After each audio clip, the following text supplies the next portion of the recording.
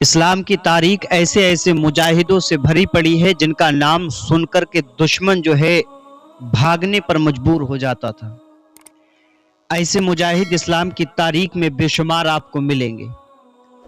اسلام کی اسی ہسٹری کے اندر، اسی تاریخ کے اندر ایک طارق بن زیاد نام کا مجاہد دکھے گا آپ کو۔ یہ وہی طارق بن زیاد ہیں جنہوں نے اپنے چند سپاہیوں کے ساتھ دریا پر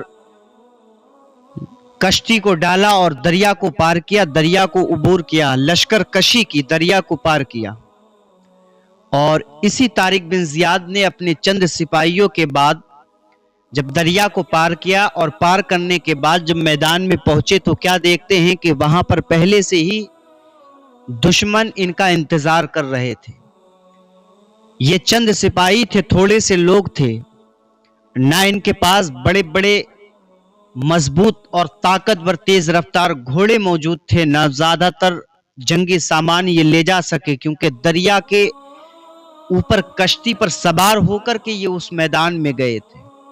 اب حضرت طارق بن زیاد نے اپنے سپاہیوں کو جیسے ہی دریا کے اس پار کیا تو دیکھا دشمن پہلے ہی انتظار میں ہیں، دشمن پہلے ہی گھات لگائے ہوئے بیٹھے ہیں۔ اب ان کے پاس بڑی تعداد میں فوج بھی ہے، بڑی تعداد میں گھوڑے بھی ہیں، اور اس فوج کے پاس تیز ترار بھالے اور نیزے اور تلواریں بھی موجود ہیں۔ یعنی پہلے سے ہی انتظار کرنے والا دشمن سوچیں کہ آپ کس قدر گھات لگائے بیٹھا ہوگا۔ لیکن حضرت طارق بن زیاد نے اپنے سپاہیوں کے ساتھ جب لشکر کشی کی دریا کو پار کر لیا اور دیکھا اتنا بڑا مجمع دشمنوں کا سامنے ہے، اتنی بڑی فوج کھڑی ہے، اتنی بڑی جماعت تلواروں کے ساتھ استقبال کے لیے کھڑی ہے۔ اب حضرت طارق بن زیاد گھبرائے نہیں ہیں، طارق بن زیاد کے سپاہی ڈرے نہیں ہیں، بلکہ حضرت طارق بن زیاد نے اپنے سپاہیوں کو حکم دے دیا اور یہ ارشاد فرما دیا کہ جن کشتیوں سے ہم آئے ہیں ان کشتیوں کو جمع کر کے ان کشتیوں کو آگ لگا دیا جائے۔ اب آپ ذرا غور کریں کہ کشتیوں کو جمع کر کے آگ لگانے کا حکم تو دے دیا، مجاہدوں میں کوئی ایسا مجاہد نہ تھا، طارق بن زیاد کے سپاہیوں میں کوئی ایسا سپاہی موجود نہ تھا جو یہ پوچھ لیتا، یہ جو جرت اور جسارت کا ہے طارق بن زیاد جن کشتیوں سے ہم آئے ہیں، جن کشتیوں سے ہم نے دریا کو عبور کیا ہے، دریا کو پار کیا، آخر ان کشتیوں کو جلانے کا حکم کیوں دیا جا رہا ہے؟ ان کشتیوں کو آگ لگانے کی بات کیوں کی جا رہی ہے؟ کوئی ایسا مجاہد نہ تھا جو یہ کہہ دیتا کہ جن کشتیوں سے ہم آئے ہیں اگر یہ جل گئیں، خاک ہو گئیں تو ہم واپس کیسے جائیں گے؟ حضرت طارق بن زیاد کی آواز کو سننے کے بعد سپاہیوں اور مجاہدوں نے کشتیوں کو جمع کیا اور آگ لگانا شروع کر دیا۔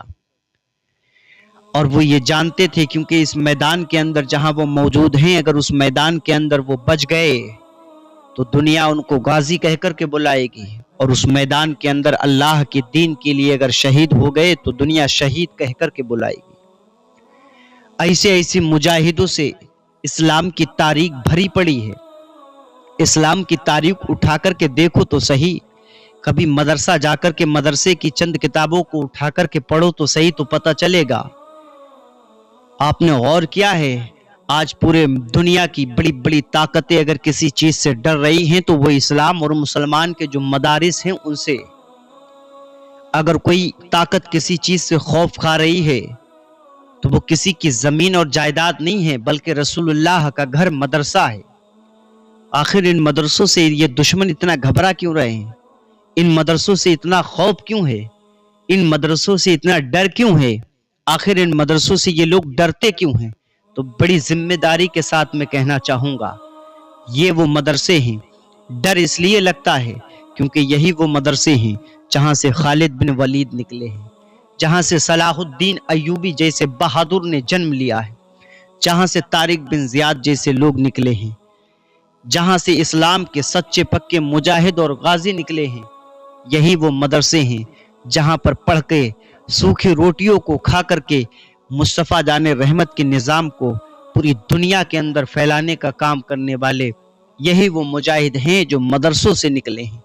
آج زمانہ اسی لیے مدرسوں کو ٹارگیٹ کر رہا ہے، آج مدرسوں سے اسی لیے تو ڈر لگتا ہے لوگوں کو کہ کہیں ایسا نہ ہو کہ پھر سے طارق بن زیاد جیسا کوئی مجاہد آ جائے، پھر سے صلاح الدین ایوبی جیسا کوئی مجاہد اس دنیا میں آ جائے. کہیں ایسا نہ ہو کہ اس مدرسے سے کوئی پھر سے خالد بن ولید جیسا کوئی نکل کر کے نہ آ جائے اور اللہ کے دین کے لیے میدان کو پکڑ لے. اس مدرسے کی حفاظت کیجیے اور مدرسوں کو حفاظت کرنے کے ساتھ ساتھ ان کو مضبوط کیجیے تاکہ ان مدرسوں سے ایسے ایسے دین کے رہبر اور رہنما نکلیں، پوری دنیا کے اندر اسلام کا ڈنکا بجائیں.